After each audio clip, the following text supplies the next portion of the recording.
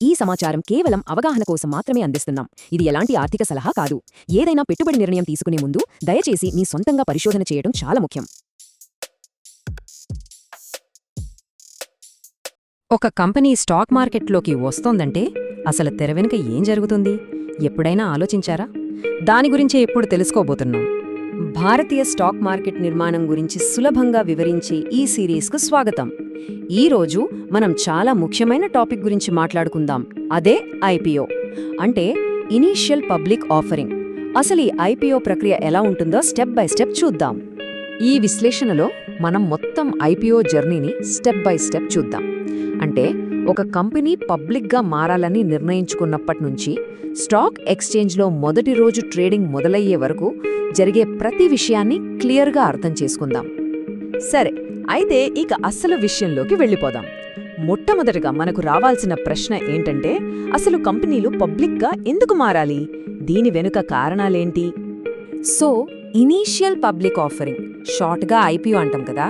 అంటే ఏంటంటే, ఒక ప్రైవేట్ కంపెనీ తన షేర్లను మొట్టమొదటిసారిగా పబ్లిక్కి, అంటే మనలాంటి సాధారణ ప్రజలకి అమ్మకానికి పెట్టడం.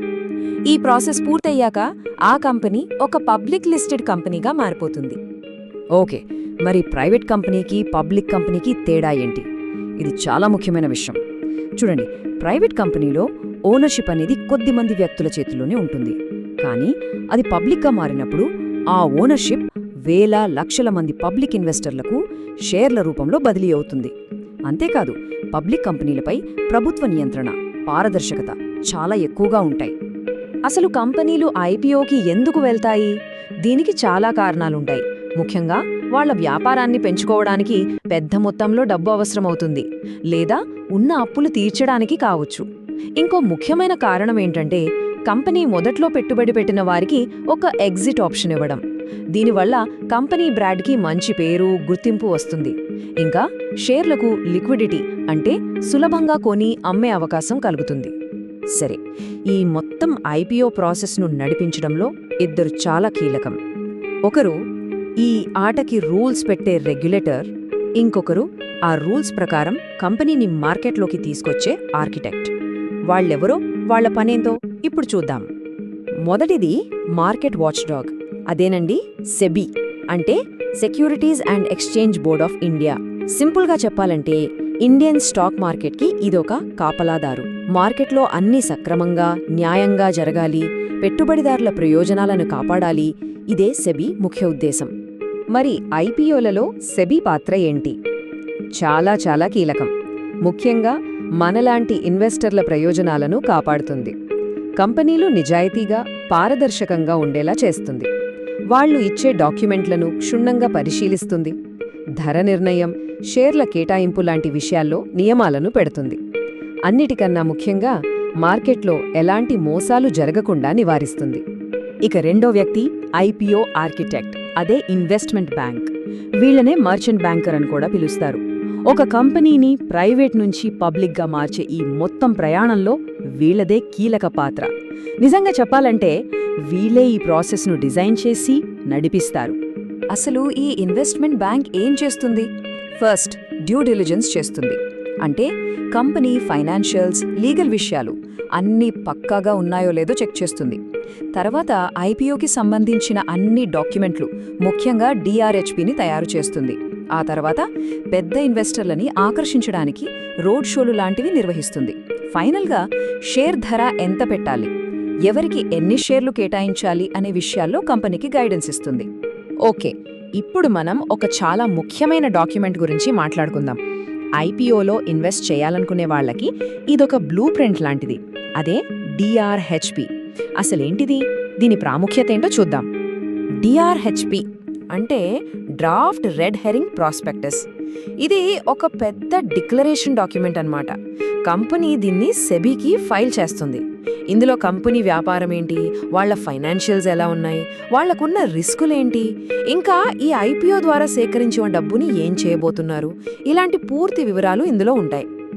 అయితే డిఆర్హెచ్పికి ఆర్హెచ్పికి మధ్య ఒక చిన్న తేడా ఉంది. డిఆర్హెచ్పి అనేది డ్రాఫ్ట్ కాపీ. దీన్ని సెబీ రివ్యూ చేస్తుంది. ఇందులో ఫైనల్ ప్రైస్ గానీ, ఇష్యూ సైజ్ గానీ ఉండదు. అదే ఆర్హెచ్పి అంటే ఫైనల్ ప్రాస్పెక్టస్. సెబీ అన్నీ చూసి ఓకే అన్నాక దీన్ని రిలీజ్ చేస్తారు. ఇందులో final price band, issue size అన్నీ ఉంటాయి. మనం అప్లై చేసేది ఈ ఆర్హెచ్పిని చూసే. సరే, డాక్యుమెంట్లన్నీ రెడీ.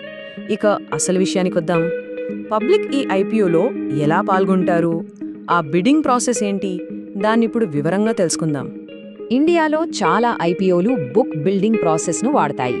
అంటే ఏంటంటే కంపెనీ యొక్క ఫిక్స్డ్ ప్రైస్ చెప్పదు, బదులుగా ఒక ప్రైస్ బ్యాండ్ ఇస్తుంది. ఉదాహరణకు ఒక షేరు ధర 500 నుంచి 520 రూపాయల మధ్య ఉండొచ్చని చెప్తుంది.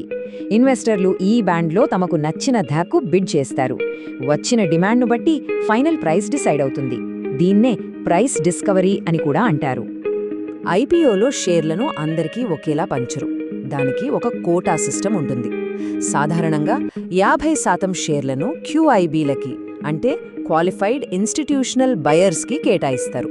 వీళ్ళు పెద్ద సంస్థలు, మ్యూచువల్ ఫండ్స్ లాంటివి. మరో 15% ఎన్ఐఐలకి, అంటే నాన్ ఇన్స్టిట్యూషనల్ ఇన్వెస్టర్స్కి వెళ్తాయి. ఇక మిగిలిన 35% మనలాంటి రీటైల్ ఇన్వెస్టర్ల కోసం రిజర్వ్ చేసి ఉంచుతారు. మరి రీటైల్ ఇన్వెస్టర్లు ఎలా అప్లై చేయాలి? ప్రాసెస్ చాలా సింపుల్.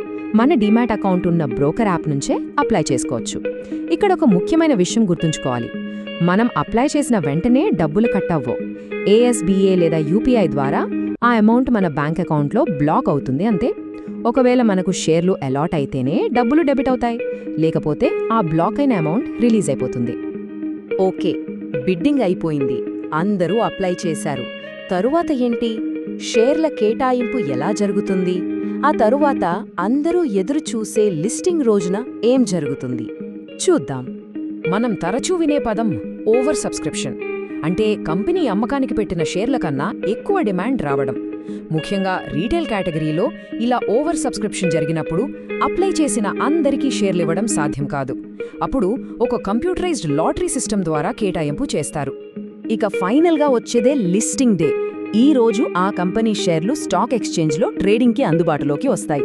ఆ రోజు మార్కెట్ సెంటిమెంట్, డిమాండ్ ఎలా ఉందనే దాన్ని బట్టి లిస్టింగ్ ప్రైస్ ఇష్యూ ప్రైస్ కన్నా ఎక్కువగా ఉండొచ్చు, తక్కువగా ఉండొచ్చు, లేదా దాదాపు అదే రేటుకి ఓపెన్ అవ్వచ్చు. సరే, ఐపీఓల గురించి మనకు ప్రాసెస్ అర్థమైంది. కానీ వీటి చుట్టూ చాలా అపోహలు కూడా ఉన్నాయి. ముఖ్యంగా కొత్త ఇన్వెస్టర్లు వీటిని నమ్మి తప్పులు చేస్తుంటారు. సో కొన్ని కామన్ అపోహలు, వాటి వెనుక ఉన్న నిజాలేంటో ఇప్పుడు చూద్దాం.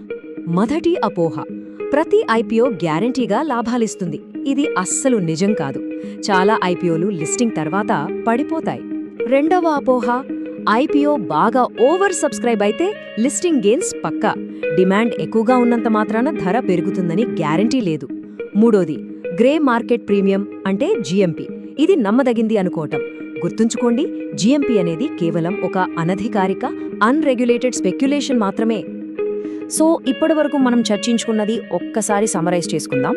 ఐపీఓ అనేది ఒక ప్రైవేట్ కంపెనీ పబ్లిక్ నుంచి డబ్బు సేకరించడానికి ఫాలో అయ్యే ఒక రెగ్యులేటెడ్ ప్రాసెస్. ఈ మొత్తం ప్రాసెస్ను సెబీ పర్యవేక్షిస్తుంది. ఇన్వెస్టర్లుగా మనం చదవాల్సిన అత్యంత ముఖ్యమైన డాక్యుమెంట్ డిఆర్హెచ్పి. ఈ ప్రాసెస్లో ప్రైస్ డిస్కవరీ, అప్లికేషన్, అలాట్మెంట్, తర్వాతే లిస్టింగ్ జరుగుతుంది. సింపుల్గా ఒక్క మాటలో చెప్పాలంటే ఐపీఓ అనేది స్టాక్ మార్కెట్ ద్వారా కంపెనీలు పబ్లిక్ నుంచి డబ్బును సమీకరించడానికి ప్రభుత్వం ఏర్పాటు చేసిన ఒక నియంత్రిత వ్యవస్థ అంతే.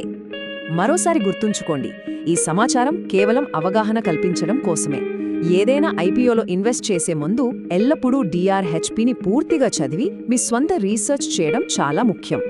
సరే, ఐపీఓ ప్రాసెస్ అంతా ఇప్పుడు మనకు క్లియర్గా అర్థమైంది. కానీ అసలు ప్రశ్న ఇక్కడే మొదలవుతుంది. 100 పేజీలుండే ఆ డిఆర్హెచ్పిని చదివి ఒక కంపెనీ మంచిదా కాదా అని ఎలా తెలుసుకోవాలి? ఒక ఇన్ఫార్మ్డ్ డెసిషన్ ఎలా తీసుకోవాలి? ఈ ప్రశ్నలకు సమాధానం మన తర్వాతి విశ్లేషణలో తెలుసుకుందాం.